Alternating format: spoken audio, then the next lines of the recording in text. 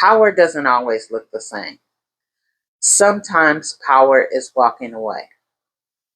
I know that does not sound like power, but it is. Sometimes it's holding on, and sometimes it's burning it down to rebuild. These 10 stories is going to show you what leadership looks like when a woman refuses to play small. Let's get into it. My name is Raquel. Welcome and welcome back. Number 1, Disrespectfully Relic by Antionette Sherelle. Kennedy plays no games. Do you hear me? She does not play any games, and she's ready at all times. Her poker face is on 10, and you'll never see her give up without a fight. That is Kennedy. Number 2, Can't Get Enough by Kennedy Ryan. So we know Hendrix as a really good friend, a great daughter, and this businesswoman. She's secure in who she is, no matter what the next person thinks. She's all about woman empowerment and keeping her business in top tier.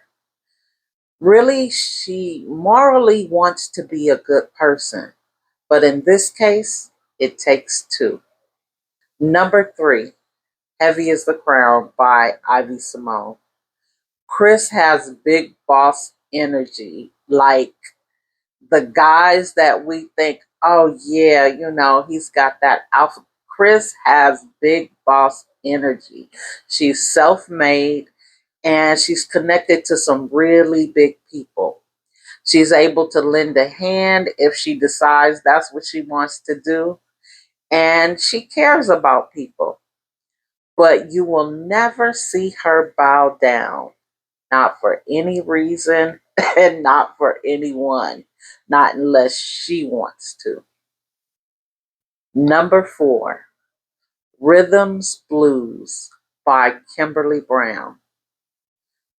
Rhythm is a very kind person. She is a occupational therapist. So she is a nurturer at heart. But her care runs deeper than her profession. She is she brings comfort, calm, and connection to her patients. But when life begins to shift, rhythm doesn't waver. She listens to herself, she honors what she knows to be true, and chooses peace over pressure. Not all strength is loud. Sometimes it's simply knowing when to move. And rhythm knows that. Number 5, When We by K.C Mills. I loved this story. Zori working with men who are used to getting their way because of their money and status. It just so happens that Zori is not impressed by money and status. She is always around billionaires and, these NFL players and MLB players. So she's not impressed by that. Standing up for herself is nothing new because she's around a bunch of men who think that if they just talk a little louder, maybe call her sweetheart a couple of times, then it's all gonna go their way. No, that's not Zori. It's not gonna work that way. Sorry. She's gonna stand up for herself at all times and don't call her baby. Till I Say When by Natisha Raynor. Wonder is a self motivated person. She takes pride in her business. But when she loses her footing, she has the presence of mind to see what the problem is, admit to it, and then do something to change it. She pours into herself. It's not that other people don't pour into her, but she knows that she's got to take the bulls by the reins, so to speak. And once she does that, it increases her self esteem and her coins. So, number 7, Losing Control by Lady Neisha. So Marley knows who she is. She knows exactly who she is, what she wants. And when she has this traumatic experience, it actually changes things for her in a way that causes her to really just boss up and start to become an entrepreneur, like to really put her foot on the gas and become an entrepreneur.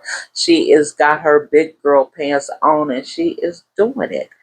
Um, she's a visionary and her follow through is on 10.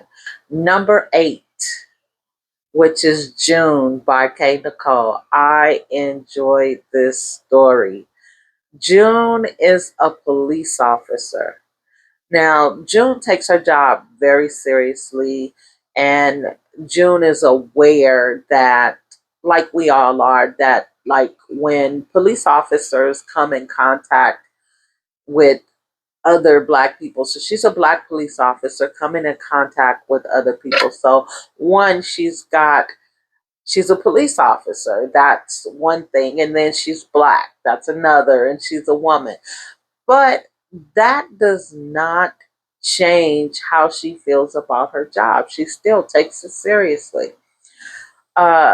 June is one of those people who can most definitely walk and chew gum, if you get what I mean. She is not going to let her emotions cloud her judgment in any way. I love this story. It was so good. Number 9, Past Interference by Christina C. Jones. This is book number 6 in the Connecticut King series. And Sloane is setting precedents. She is the first black female coach on an NFL team. And whenever you're in a position like this, people like to come up with reasons why you would have this position other than what it really is, your hard work. So part of Sloane's brand is her integrity. And everybody who needs to know, she'll make sure that they understand that this position was earned and not given. Number 10, The Marriage Favor. This is book number 1 in the Crenshaw King series. So after Larissa gets divorced, she has to start over from the bottom. She has to start from scratch. She makes a plan and she carries out the action. Strength isn't always loud. It isn't always shouting. Sometimes it looks like starting over with purpose. And Larissa never looked back. Why? Because she didn't have to. She made a plan and took that action. And sometimes that's really all we have to do.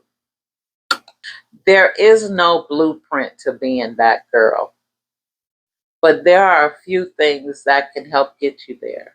Confidence. Believe in yourself no matter what the next person says.